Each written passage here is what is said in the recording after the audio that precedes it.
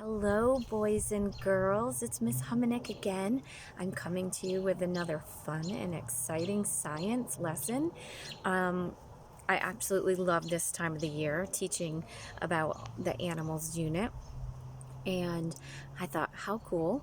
We have another animal that we can go into the backyard and do some research and see if we can dig one up or find one. So here is a little bit about what we're going to do today. Some of the past couple weeks, we've been learning about animals.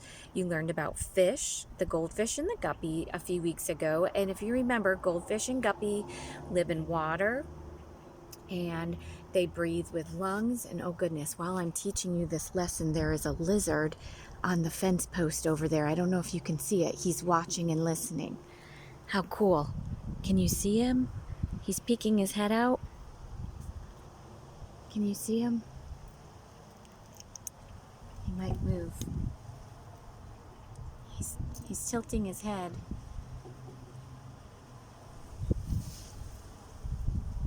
I'm not used to seeing him dark brown like that. I'm used to seeing him green. Anyways, sorry, I get so distracted and excited over all this science. So anyways, we were talking about goldfish. Last week, or 2 weeks ago, we talked about guppies and goldfish. They breathe with gills. They live underwater. They use fins to, so the dog's coming to check it out. They use fins to, oh, watch, here it goes. Oh, it's going to hide. It's hiding its little head. Chip's smelling it. Where did it go? Nope. Okay, sorry. They have goldfish, guppies and goldfish. Goldfish hatch from eggs.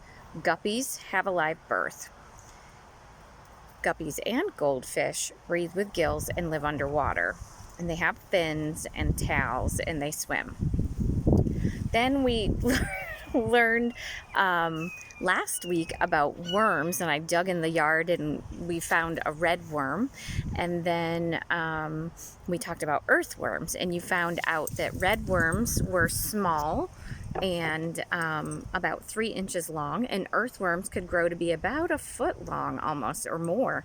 And that earthworms and redworms both breathe through their skin. They didn't breathe with gills, but they breathe through their skin. And they lived in the ground. They like dark places and they need it moist to live, and they burrow. So those are just a couple of things. And their skin was their skin is smooth and they have segments on their skin. Okay, so boys and girls, we're going to take a look now under a log over here, and we're going to try and see if we can find a new type of animal today. And the new animal that we're going to look at is something called an isopod. Now, I did not know what isopods were when I was your age, but when I look closer, now I realize, oh, I knew what that animal was. I just didn't know the scientific name. So an isopod is a crustacean that lives on land its entire life, but it breathes through gills. Believe it or not, it needs the soil to be moist, and it does not like light. So it's going to be hiding. It needs it dark. It's more nocturnal. So that's why we're going to go under a log.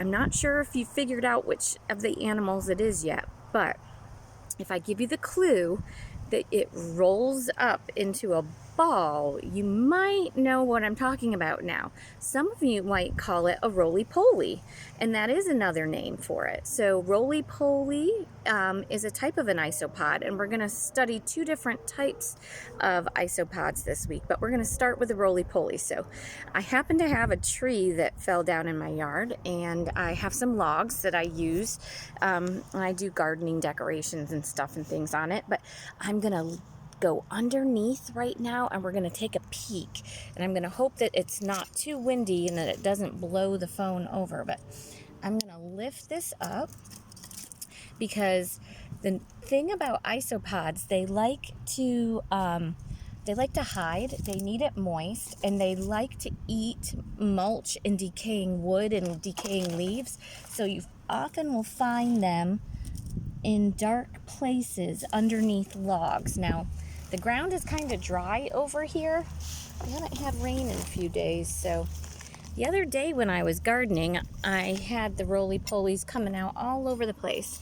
But, oh, wait, I see one. I see one. And it's, oh, there's a whole bunch. I found a whole roly-poly family.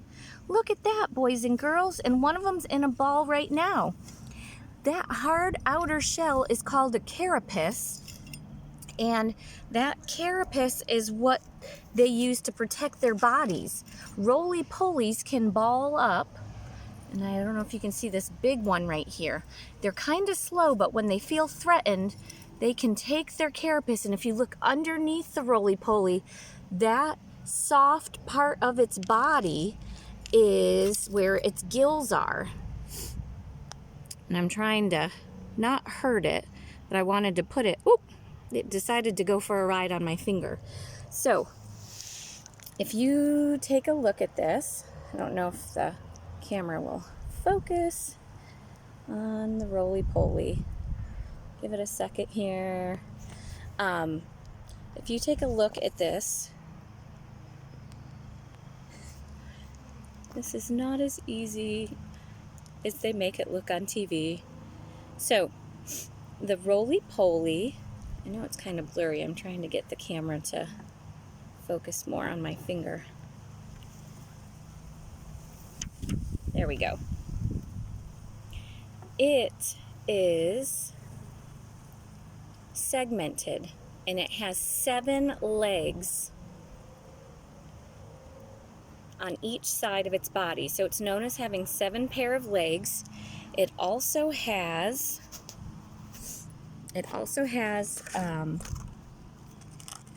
antenna. Trying to see if you can see the antenna. Now this one looks like it's missing one of its antenna unless it has it tucked away on the side. Maybe it got a little boo-boo. But the antenna is used to feel around.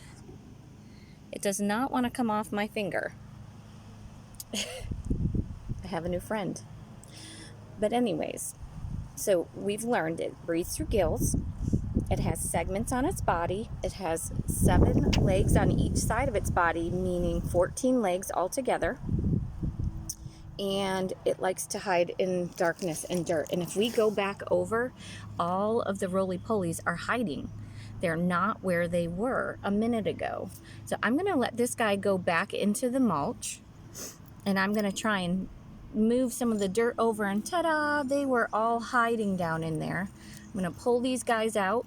And as you can see, some of them are going to scurry, some of them are going to ball up. I hope you're getting to see all that. One of them struggling. Notice how when they get on their back, oh, there's babies in there. Oh, I forgot to tell you, they hatch from eggs. The mommy roly-poly carries the eggs on her belly. So that is one of the things.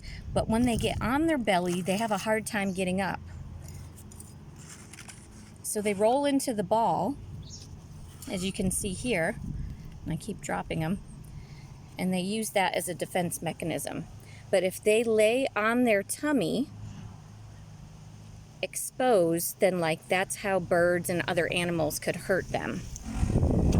Ooh, it is windy out here today.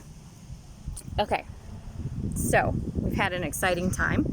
We've learned definitely a lot more about the roly-polies, or we've seen a lot more of roly-polies this week than we got to see of worms last week when I was in the garden. But I'm going to let them go back into their darkness and hide, and we're going to learn some more fun facts about roly-polies and another type of isopod tomorrow that has similar body characteristics, but it's actually a different animal. So I hope you had fun, and I will talk to you guys later. Great seeing you again. Have fun learning. Keep loving the science. Get out there and maybe go search for some roly-polies yourself.